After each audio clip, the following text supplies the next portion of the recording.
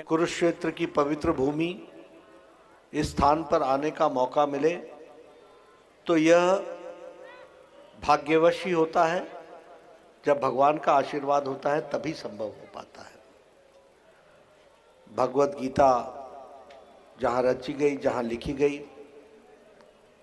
और जहाँ उसका ज्ञान दर्शन मिला, ऐसे पवित्र भूमि पर हम सब लोगों को अंतर्राष्ट्रीय गीता महोत्सव पर, जहाँ मैं सभी को शुभकामनाएं देता हूँ, वहीं सबको भाग्यशाली भी मानता हूँ कि जिनको इस कार्यक्रम में आने का सौभाग्य प्राप्त हुआ है।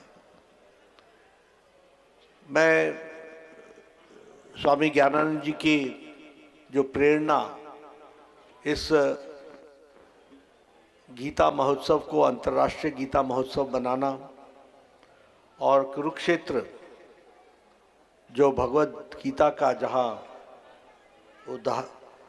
जिसे यहाँ पर पढ़ा गया, जिसका ज्ञान का अवलोकन हुआ, ऐसा पवित्र स्थान अनेकों कारणों से, कई कारण रहे होंगे, लेकिन यह स्थान अपना सम्मान और अपना, जिसे कहा जाए कि महान इतिहास, वो प्रायः लुप्त सा होता दिख रहा था। लोग भूल रहे थे, अपने गौरवमय ग्रंथ को भी भूल रहे थे और अपने गौरवमय इतिहास को भी, और कुरुक्षेत्र की धरती का योगदान को भी कहीं न कहीं लुप्त होती हुई अवस्था में हमने देखा। लेकिन मुझे ही नहीं, यहाँ बैठे सभी लोगों को इस बात का गर्व भी होगा, संतोष भी होगा कि आज पुनः अंतर्राष्ट्रीय गीता महोत्सव बनाकर हम पुनः उसे जागृत कर रहे हैं। यह हम सब लोगों को देखने को मिला। गीता, भगवत गीता के बारे में मुझ जैसा ज्ञानी कोई चर्चा करे तो शायद सूरज को दीपक दिखाने के बराबर होगा।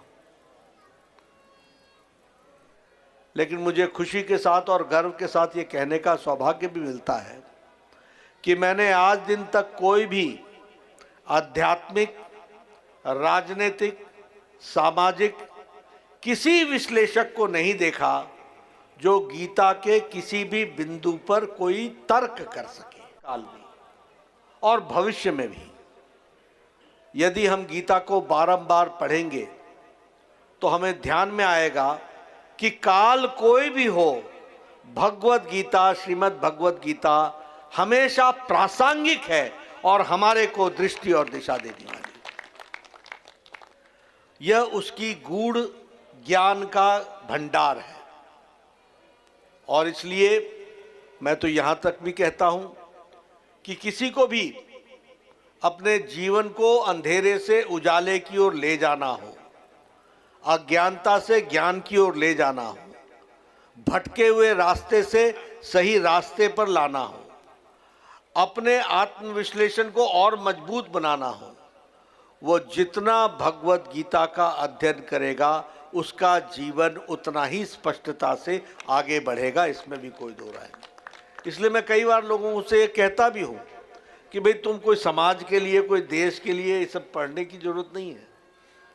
मैं तुम्हारे लिए बोलता हूँ कि तुमको अपना जीवन भी अगर सार्थक करना है तो भी पढ़ लोगे तो उससे आपका जीवन सार्थक होगा और समाज के काम आएगा, देश के काम आएगा। तो ऐसे ब्रह्म सरोवर के किनारे हम सब लोगों को, सभी हमारे ऋषि मुनि, हमारे जिन्होंने अध्यात्म में अपने आप को पारंगत किया है, ऐसे ऋषि मुनियों के साथ बैठ करके इस कार्यक्रम में शामिल होने का सौभाग्य मिला है।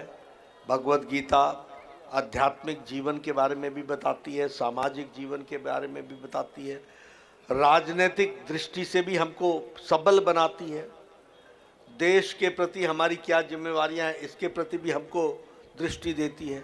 ऐसे संपूर्ण ज्ञान के ग्रंथ को हम बारंबार याद करें। और एक बात मैं ज़रूर अंत में कहूँगा, क्योंकि आपने मुझे बुला तो लिया है, लेकिन मैं हूँ तो राजनीतिक प्राणी। अब राजनीतिक प्राणी हूँ तो चीज़ों को राजनीतिक दृष्टि से रखना भी मेरी जिम्मेवारी है। मैं यह ज़रूर कहना चाहता हूं कि 21वीं शती सात्विक शक्तियों की शक्ति, और सात्विक शक्ति का मतलब है जो सच्चाई के साथ खड़ा रहे, जो राइटसनेस के साथ खड़ा रहे, जो अपने लिए नहीं देश को मजबूती देने के लिए जिए। और मुझे लगता है कि ये सात्विक शक्ति की घड़ी, जो उज्जवल भविष्य भारत का हम देख रहे हैं, जो हम विकसित भारत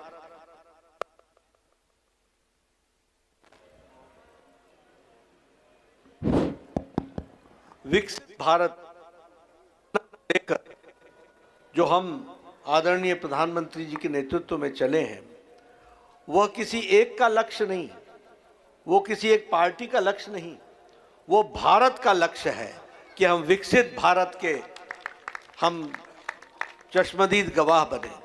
और इसलिए ये सात्विक शक्तियों को मजबूत बनाना, अब मैं जब सात्विक शक्ति बोलता हूं तो किसी ने आज से 7 साल पहले अंतर्राष्ट्रीय गीता महोत्सव को करने से किसी ने रोका तो नहीं था, किसी ने ये तो नहीं कहा था कि तुम इस तरीके के कार्यक्रम ना करो, लेकिन विचार नहीं आया होगा।